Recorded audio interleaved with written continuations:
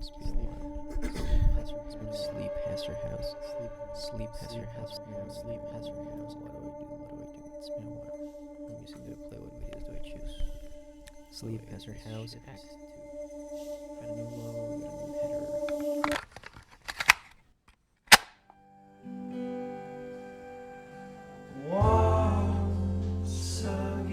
So the year is 2018. The date is August 28th. A close friend of mine takes me to the Broad Museum in Los Angeles to see an installation that had captivated him on one of his previous visits. I'm not much of a museum guy myself, so I'm a little cautious. The video installation in question was The Visitors by Ragnar Kjartansson. It took place in a room surrounded by 9 screens. In each of these you could see a video recording of a musician or a couple of musicians inside a room. All these rooms are inside one big house in the country. Ragnar himself was bathing in a tub, playing the guitar and singing along with the rest of them, in sync, as if they were performing live from all the different rooms for us, the audience, witnessing the installation. As I understand it, everyone in that house is close to Ragnar. The Visitors is described as a celebration of creativity, community, and friendship. At the very end of the 64-minute video installation, Ragnar, along with the rest of the performers, abandons their designated spot and all come together outside, becoming whole in one single screen. Now, I won't pretend to know what Ragnar was trying to achieve with this project, which radiates with intimacy, but I do wonder, how can an artist display a deep sense of fragility while also producing an emotional resonance by disrupting whichever conventional narrative tools an audience might hold them accountable to? That sentence didn't make any fucking sense, did it? Okay, whatever. This is a video about experimental film and the avant-garde, I guess. Oh, and this. It's pretty, isn't it? It's also very slow. And somehow moving. Scott Barley's Sleep Has Your House plays more like a sensory experience than it does a conventional movie. There is no narrative, there are no characters, there is just environment and sound. And this forest. So in a way you could interpret the forest as being the main character, right? And the narrative is a night experienced through the perspective of the forest. An environment's point of view on time, and light, and life. A setting as a protagonist. Alright, I don't want to sound pretentious. Let's see what IMDb has to say. The shadows of screams climb beyond the hills. It has happened before, but this will be the last time. The last few sense it, withdrawing deep into the forest. They cry out into the black as the shadows pass away into the ground. What the fuck? Anyway, one of the many interesting things about Sleep Has Your House is that it was initially meant to be a video installation. Much like Ragnar's altruistic emotional roller coaster, Scott Barlow's project was going to travel museums in a similar fashion, with the initial footage clocking in at about 4 hours. And speaking of clocks, Christian Marclay's The Clock is a popular example of an installation that has been going around for a decade now, and one that uses time as its central motif. Marclay assembled already existing footage from different films where time is mentioned or a clock is showed, and he pieced it together so that it can be synchronized with real time in a 24-hour loop. So if you'd walk into the installation at 8 AM, you'd see the clocks on the footage displaying the time as 8 AM. Perhaps Marclay's ultimate feat is to accurately show the passing of time through the lens of different creators, assembling their work to a rhythmic, straightforward result. So basically, I'm asking you to look at time go by. The piece is really about the present, really, though it's made out of all these fragments from the past. If that's the case, then what separates an ambitious undertaking as The Clock from, say, Andy Warhol's Empire, which depicts the Empire State Building in slowed-down film for 8 hours and 5 minutes? It's just footage of the Empire State Building where nothing happens except for the passing of time. So, you could argue that maybe something does happen. Time. And to Warhol, that is as important as having a narrative or employing his techniques to any other traditional purpose. I mean, to Warhol, many things that seemed unimportant were important, like eating a hamburger. My name is Andy Warhol, and I just finished eating a hamburger. Or getting a blowjob. But what is it that makes Warhol's work stand the test of time? What indeed is so special about eating a hamburger? I don't want this to distract from the fact that Warhol shot 6 hours of film, then slowed it down to fill up a runtime of 8 hours, and then showed it as an art installation of which I am sure several people simply walked away from. And yet, something like that still finds its way into people's hearts and minds. It most certainly did for this individual, Apichatpong Weerasethakul, or Joe, who included it in his top 10 films of all time for the Sight and Sound BFI Director's Poll. "These are my 10 ghosts," he signs as he graciously offers a glimpse into his taste, which is both immaculate and all over the place. The director of the 2010 Palme d'Or winner, Uncle Boonmee, who can recall his past lives, has a distinct style, ever present in his filmography. And though I haven't seen all of his films, nor have I done a deep dive into his aesthetic, it's clear that time plays an important factor in the way he constructs his narratives. The pace within each scene carries an underplayed atmosphere of slow and quiet. It's no wonder lengthy films like these were a big influence in his work. But don't take it from Joe. The National Film Registry has preserved Empire, and it's the longest film they've preserved to date. Also, reading IMDb trivia, which is always factual and never incorrect, you get to learn Warhol's motivation behind Empire: to see time go by. We're back onto that wormhole of time.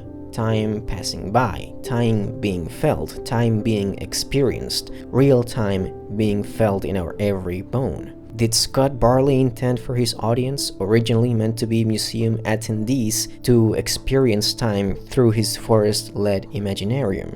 Would his proposal of a contemplative landscape be as daring inside a movie theater, or playing from a laptop screen, which is how I watched it, as it would be if it played at, say, the Broad or the Metrograph? Well, why would anyone want to go for something like that in the first place? Why choose experimental cinema? Not to be cynical, but for one, it's cheap. Scott did most of the work behind Sleep Has Her House, and he actually shot the film on an iPhone. Fucking telephone. The result of the image we end up with on screen is striking. I wouldn't have guessed this was shot on a phone simply based on the quality of the image. It's impressive how the colors blend into the darkness, or how we get stark contrast whenever brief glimpses of light slither into the frame. And perhaps more impressive is the fact that Scott shot this film himself. He's extensively a one-person crew. Having that totality of control in his hands could have easily made him get carried away and, as his original plan had intended, end up with a 4-hour cut for museums. Even though he didn't end up doing that, and instead he produced a sleek 90-minute festival darling / experimental film, it still makes one wonder, why reach into the further end of traditional filmmaking to make something where, in the director's own words, the audience could show up and take a nap? It's a unique approach to one's own project, but just how unique is it? How broad is the paintbrush of the avant-garde? Some would even argue that it's not that niche of a genre or subgenre. A lot of the early formative David Lynch short films are highly regarded as the groundwork for what we currently think of as surrealism on film. But of course, Lynch himself would argue that the real rule breakers are Dali, Buñuel, and the godmother of surreal cinema herself, none other than Maya Deren. Her subconscious-inspired Meshes of the Afternoon is a landmark in and of itself, and it should come as no surprise that a filmmaker like her also had a take on time and how it plays out, only her approach was more gender-oriented.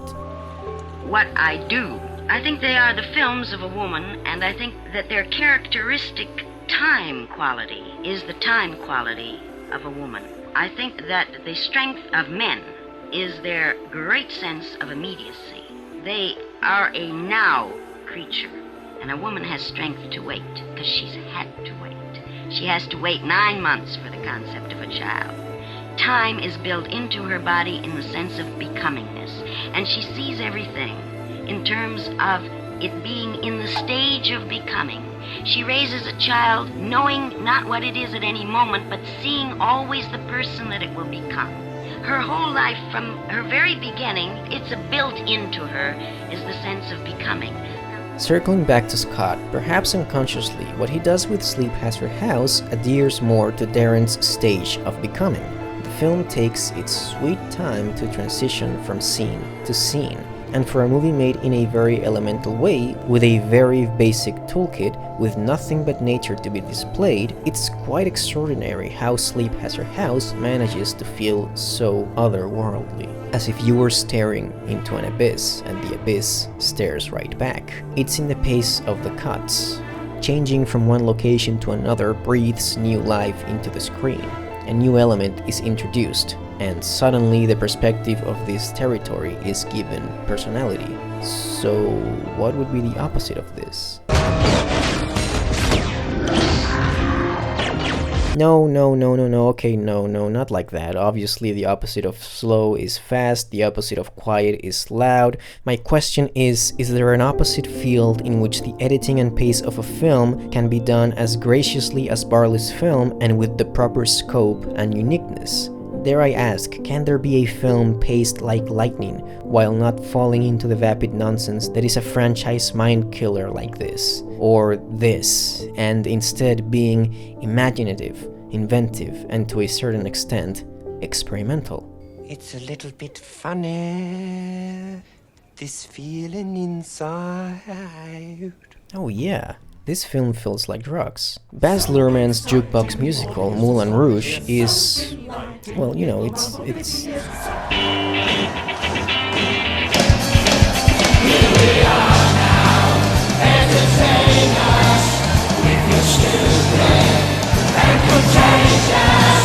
It's a film that honestly shouldn't work. I mean, how could this work? How could a movie where Jim Broadbent dances to Smells Like Teen Spirit and floats across the sky into a brothel work?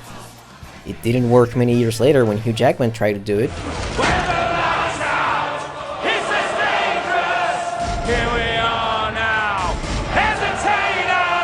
But Baz and his editor Jill Bilcock snagged Oscar nominations for their work.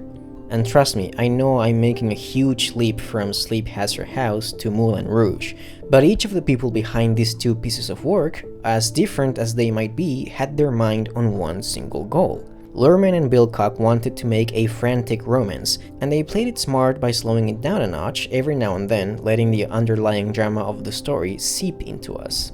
But in the end she is his son, And their love is just too strong. The same could be said of Mad Max Fury Road. Margaret Zixel played around with the frame rate to the benefit of the film's pace, slowing it down, speeding it up, feeding into the berserk of madness, which ended up winning her the Oscar over another editor whose film mostly consisted of wide, long shots. Again, not saying one is better than the other, but rather both can coexist in an equal playing field, both regarded as high art, even if the purpose of one is to make the viewer take a nap. But let's face it, the contrast here is still undeniable. A fairer comparison could be made between Scott's work and Isaiah Medina's, a radical young filmmaker who embraces the virtues of the avant-garde and experimentalism to create stories like this.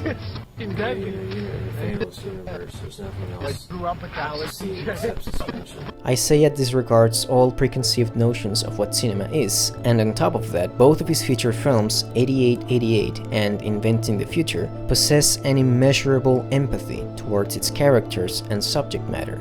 You are in poverty and you cannot pay your bills, your heat, your light, your water could get cut. But once you're able to pay it again, all the clocks in your house will flash 8888, because that's like the initial starting point for how the progression of time works on your clocks. This flash 8888, it's like the time doesn't progress. So people in poverty can live in a sort of suspended time. There's no progression, it's kind of static. But this static nature isn't the worst thing, or rather by choosing the worst thing, we open up new possibilities of how we're able to live in a new sense of time. They are not cynical, nor do they come off as a poor attempt at intellectualism, but rather as compassionate observations on this particular world Isaiah is presenting. And getting back to editing and pace, yes, at times the constant cutting results in a chaotic, jolting feeling. Yet, Medina's approach heavily relies on compressing time into single fleeting moments. They don't even feel like scenes anymore, but rather glimpses. Small instances in the life of these characters, and the fact that it works and it communicates the intended message is astonishing in and of itself. But I'll talk about Isaiah in a later video. This is still about Sleep Has Her House. Much like the filmmakers I've talked about here, Scott Barley strikes me as a revolutionary voice in the film medium.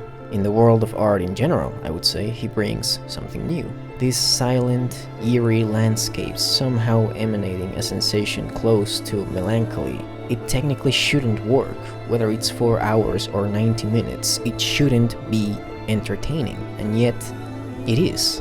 It shouldn't work as a narrative, and yet it does. Scott has a website of his own. On it, there's a section called Notes on Cinema. Allow me to read you a segment from it. As filmmakers, we must not be afraid to venture toward and into what is considered the inexpressible.